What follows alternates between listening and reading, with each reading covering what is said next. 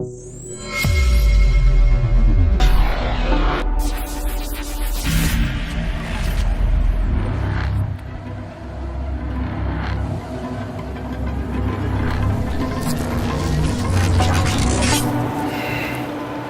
always when you walk to a stage that's burning and you can't even see the people over there, it's a nice place to come. It's welcoming. No. Hey, Slush, everybody here, it's great to be here. Right now, we're going to have a very interesting session on international growth and scalability. And the guys we have here are growth stage investors, seed, venture, growth. So that's a big, big rocket fuel, what these guys have. And today, with me, right here, Neil Metha, founder and managing partner of Green Oaks Capital. Neil, you're a former investor at D.E. Shaw. You helped open the Hong Kong office there. You founded Green Oaks Capital, and now you manage over $1 billion investing in internet-enabled businesses. You've had great home runs, Coupang, Deliveroo. Neil, great to have you here. Thank you. And Rowghani, a general partner from Kleiner Perkins. You've been with Kleiner Perkins since 2011, focus on investments in firms' digital practice, targeting high-growth internet companies that have achieved strong adoption and scale. We were just having the talk on the backstage. It's so easy when you have it on your website. Neil is more modest. There's nothing to be found on this guy, so listen up. You don't get this opportunity very often. And also talking about your track record is mind-blowing. You have Uber, Waze, Slack, Stripe, Mood. We're really glad to have you here. Thank you. And first of all, we don't see this as an audience, because if you would be audience, you would be just listening.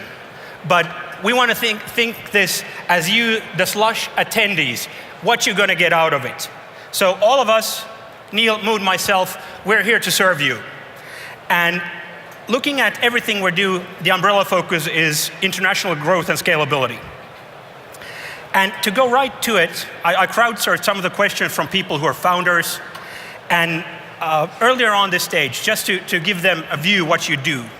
Chris Sacca told us that he wants to have material impact on the companies. So let's say they want a new CTO. That's why he mainly invests in the US.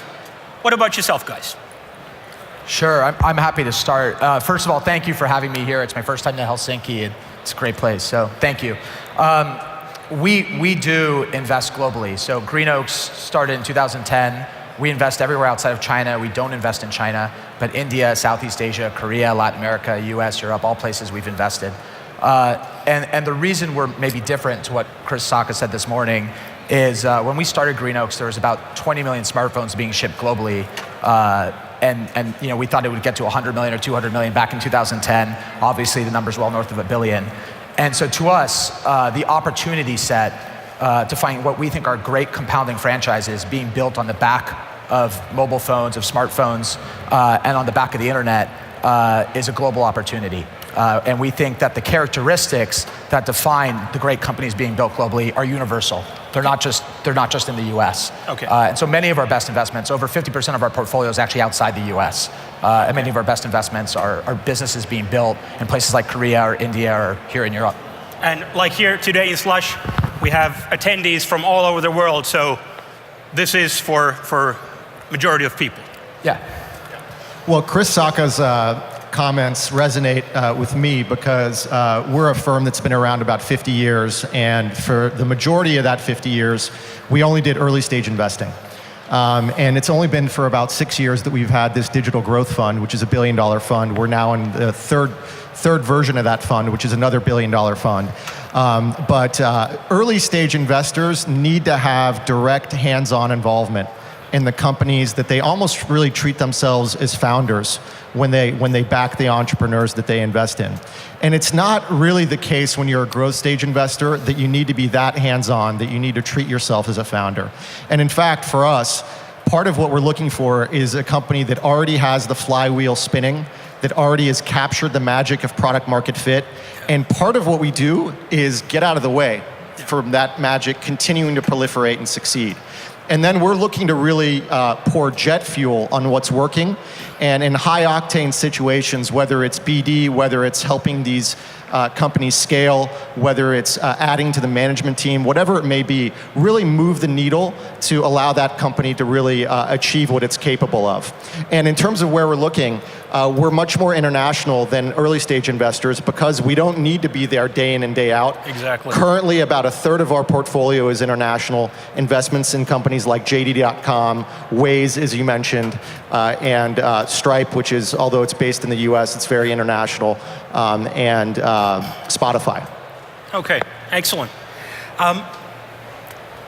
Now, just to give our audience, our attendees a view, if you would have the magic wand, like everything is perfect right now, what would be the company that you would invest right now? What would be the industry? What are you looking at? What would be the 3 things you would tick if you would start, Mood? How about a real-time verification platform for presidential candidates to make sure they're telling the truth? I would do that in a heartbeat. I think from a commercial perspective, what's happening, I would say 2 things. First, in payments, you're seeing, and many of you may have read the most recent funding announcement that was reported on for Stripe. When you understand payments not just as a transaction sort of flow, but as really redefining the commerce stack, and how that can be applied in a mobile, in an online and offline way, in a world where any publisher can set up shop instantly. I think payments has a lot of runway. It's got a lot of runway internationally. It's got a lot of runway based on the secular trends that Neil just alluded to on mobile. And I think the definition of who is a publisher is also become very pervasive, so that really anyone today who's on Facebook, anyone who has a mobile device ought to be able to sell stuff. So I think payments is huge. I also think mapping and search technology in a local mode is something that we've really touched the surface on. So, I think we're finally at the point in time where I think search technology isn't good enough. So I think in this next generation, which in internet time is about 5 years, I think you're likely to see another new innovation in local search. Okay, so if you're in search, now is the time. What about Neil? Yeah, so I think there's a couple characteristics. We have sort of a lattice work of mental models when we think about growth equity investing. And typically, and I don't think Mood will be too different, we look for real unit economics, real contribution margins, real payback on customer acquisition, businesses scaling in a very large market with sort of multiple ladders to the opportunity, run by founding teams that have high energy, they're intellectually honest, they're externally capable. So those are the characteristics we're always looking for in any business. I think there's one thing for us that's changed in the last, year or so, which is we spent a lot of time around machine learning and how that might affect various businesses we're in. And our conclusion has really been that it affects everything we're in.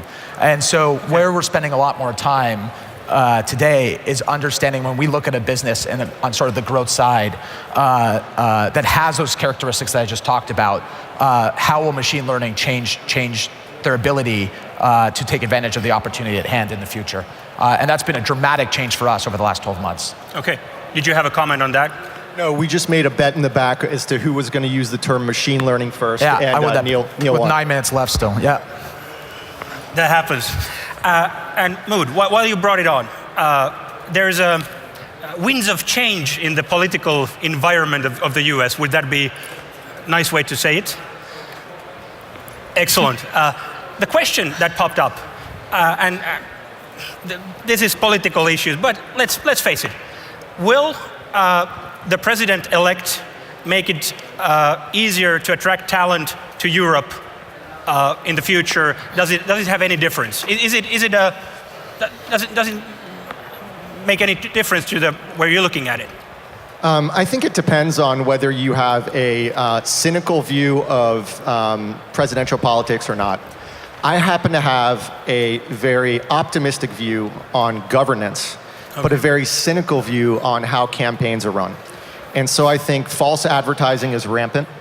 And I think the current sort of the president-elect put on a clinic in terms of the power of false advertising and how to really allow that to proliferate en masse. But I think from a policy perspective, if you really cancel out the noise, I don't think from a policy perspective people should be really that concerned. There's not going to be a wall built. I think a lot of Republicans have commented that Trump actually isn't very Republican. So you can see his policies perhaps being somewhat middle of the road. And so I think really the reaction that you're hearing is an overreaction. So there may be some volatility initially, but once the dust settles on the first couple of quarters of his presidency, I think things are going to be back to normal. Okay. Yeah, I would probably agree with that. I'd say so I don't think it's going to change the ability for Europe to aggregate talent. I think there's a couple reasons why. One, I think what's happening in the US is not particular only to the US or unique to the US. I think it's happening in a lot of other places, including the UK. And so I think if you're a startup founder sitting in Silicon Valley building a company, you don't really care that much about what's happening at this sort of presidential level. You're just focused on building a business and finding product market fit. I think the other component, to probably to Mood's point, is that there's a limited sort of view, at least that we have, of what the president-elect can do. Yeah. There's exceptions to that, which I think people like us would get worried if, for example, Jeff Sessions cancels H-1B visas or something like that. So it's harder to aggregate talent. So I think we're more worried about the ability to continue to bring in talent into high-quality businesses rather than sort of a talent export. Okay, excellent. Glad to hear, because that's something that people are pondering upon. But let's also look at the side on your businesses. What keeps you awake at night? Give us an example, one that you feel free to share. Sure. So I think what keeps us up at night, where we're investing, there's already product market fit. Always. There's sort of they're already typically market leaders. But we're playing in large markets with what are sometimes very large prizes. And so the competitive dynamic, especially, I think that's probably faded a little bit in the last 12 months, but over the last 4 years, I think it's been a very real dynamic where a lot of our companies have had to use large amounts of capital. I mean, in some cases, many billions of dollars. That's large. Many billions is large, yes. To be able to compete effectively to win what is eventually a very large market opportunity. I think that's faded a little bit for us in more recent times, in the last 12 months or so, but it's still something that, as a byproduct of that, we always worry that our companies haven't built the right capabilities, the right systems and processes to be able to operate with a lower amount of capital. And so that's something we're keeping an eye on. I wouldn't say it's necessarily a problem that keeps me up at night, but certainly something that we think a lot about. Okay, excellent, thank you. What about you? The ebbs and flows of the market and how that impacts growth investing is something that gives me anxiety, depending on kind of which year you ask me. And it's because what I'm most familiar with, and what we as growth stage investors are most familiar with, is the type of risk that we've generally outlined here. A company that has strong product market fit, strong momentum, and really it's mostly about scaling the business model and continuing to execute. Lots of linearity, lots of things you can analyze, and a lot of analysis that's quantitative in nature. And there are other elements too around the positioning of a company. But fundamentally, that's the lens under which you evaluate a growth stage business. When the markets get a little silly because there's a surplus of capital in it, what you find is venture risk being taken in the growth asset class. That can be a company that literally has existential risk, hasn't found product market fit, but is raising $100 million of capital. And that is a hallmark of a market that has a surplus of capital. It doesn't allow us to do the type of work that we know how to do. It forces us to take venture risk. And frequently, the kinds of participants in that market are non-growth stage investors that believe that frankly make a mockery of our craft because they don't apply the same scrutiny that we do apply. So those are the kinds of things, the timing in the market that creates that type of risk that keeps me up at night. Okay. I had a chance to talk with a Singularity University alumni. And she said that at some cases, 3 years is a short time to build a meaningful company that would have a very large impact. And her question was, what about longer term projects? Starting a 10 years plus fund. So not necessarily a moonshot, but high risk, high reward. Let's go food technology, synthetic biology, like really big things. What are your thoughts on that? Yeah, I would agree with that. 3 years is an incredibly short time Absolutely. to build value. underwrite on a 10-year plus basis, and I suspect most growth equity investors that are true growth equity investors think about it the same way. It's very difficult to build what we think are some of the best companies, big companies in the world in a short amount of time. I think one of the byproducts of what's happened over the last few years with lots of capital coming into growth equity is the time horizon shortened pretty meaningfully. And for certain investors that aren't traditional growth equity investors, they've needed data points, sort of year after year or quarter after quarter in order to validate what they think, when they've mispriced risk, in order to validate what they think might be the opportunity. I think having a long-term time horizon, like a 5+ year, 10+ year time horizon, is a natural competitive advantage. And so for us, we only underwrite to those types of scenarios. We are not looking for 2 to 3 or 3 to 5 year timeframes. Okay. A short-term outlook, I think, damages every aspect of our culture. Presidential politics. There's just get rich quick, fix it quick, a fast food appeal to everything, and it's no different in investing. And I think that's not a great thing in terms of building durable value. The companies that are a flash in the pan, part of what feeds that is this mentality of trying to flip it. And that's not what we're trying to do by any means, but the problem when you're a growth stage investor and when you're not a public market investor, Neil will do some public market investing, we in general will not. The outlook on that for an internet company that's scaling, that generally from startup until going public, might be 7 years, maybe 10 years. Yeah. If you get in after they've already scaled, you're gonna have a 3 to 5 year outlook before they go public.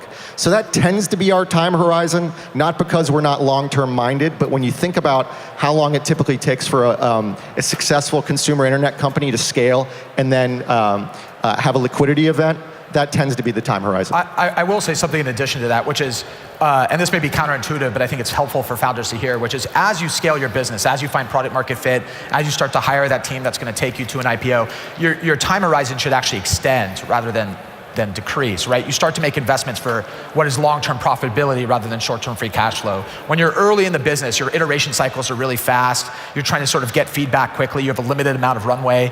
The best thing we see, the best thing our founders do when they get to sort of that inflection point where they know they have a sustainable business and it's about attacking a really long-term opportunities, they make huge investments in a very distant future.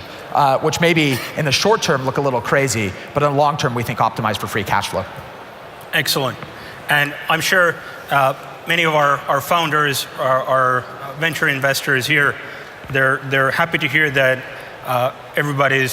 most of us are looking at the durable value in those companies.